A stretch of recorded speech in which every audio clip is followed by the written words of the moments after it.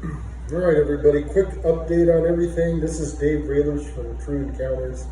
Um, there's been a lot of, we've been going out in the field a lot, gathering a lot of evidence. We went to Third Bridge, we've gone to Riverdale Road.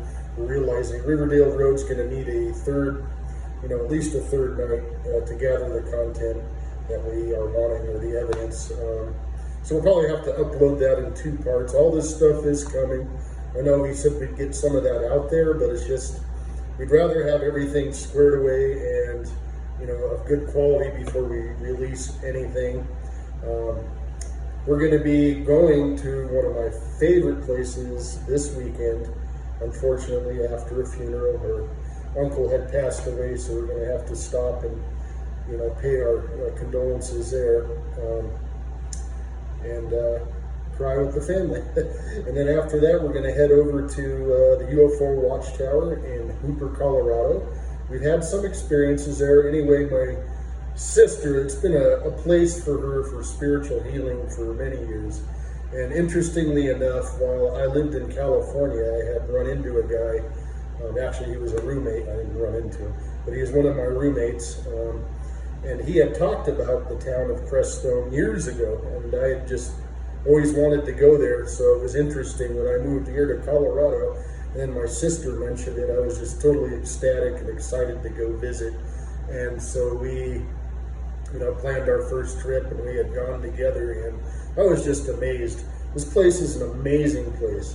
It's, they say it's situated on, ley line that goes all the way from Crestone. They say it can be traced all the way across the globe, even into Tibet, where a lot of the temples and things are built along the mountains or on the mountains and whatnot. But anyway, interestingly enough, if you look up the story on Crestone or the Sandy Crestone Mountains and just that whole area, that whole highway that goes through there, it was a place where Indians would go from all kinds of tribes for spiritual healing, so on and so forth, for thousands of years. And they say there was never any blood spilt there by the different tribes. That's how sacred this place was. But where the UFO Watchtower is situated, it's actually on a place where, Indians, local to the area still come and do some of their ceremonies and things there on the property that this lady's bought and turned into a UFO Watchtower. Hoping to get maybe a small interview from her, hoping she has the time. But very interesting. We had a couple experiences there. You can camp out there. There's a whole book, like a notebook, thick, people that just wrote different experiences in there and placed some other, pictures, things like that in the book. Very neat. You can look through that if you go up there. And then down the road from that is the Crestone. And they say the rivers and the streams there are actually sat on top of quartz beds. I think that helps to, add a lot of energy to the air and just the atmosphere in general. Makes sense why a lot of people have experiences in the area and surrounding areas there.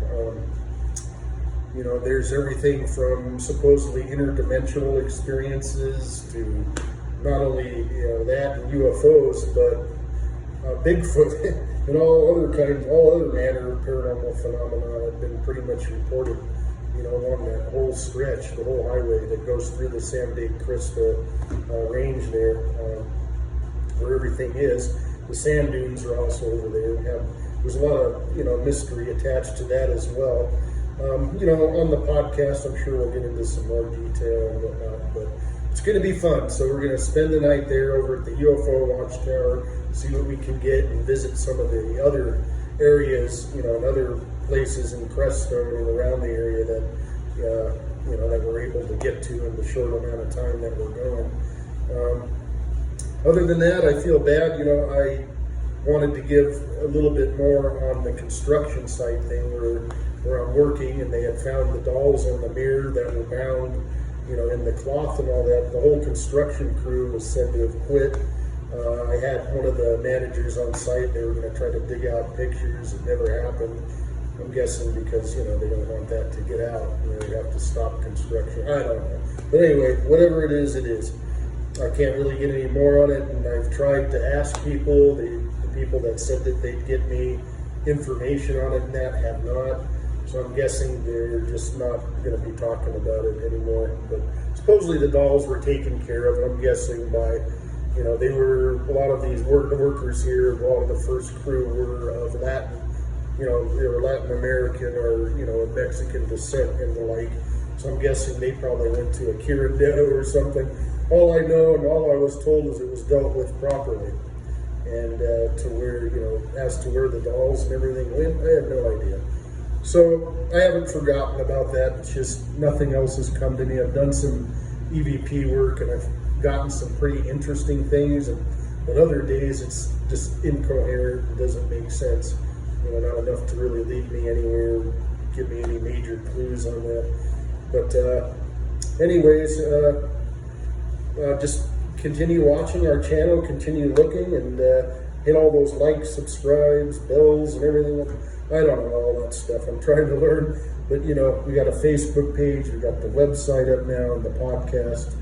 There's still lots coming, and I know it's been slow, and I'm sorry, but it's going to be a wonderful experience going out with my sister to Crestone. We're going to do some healing of our own, spiritual healing.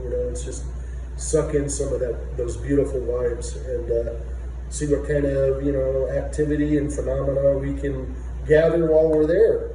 But all right, stay tuned and thanks.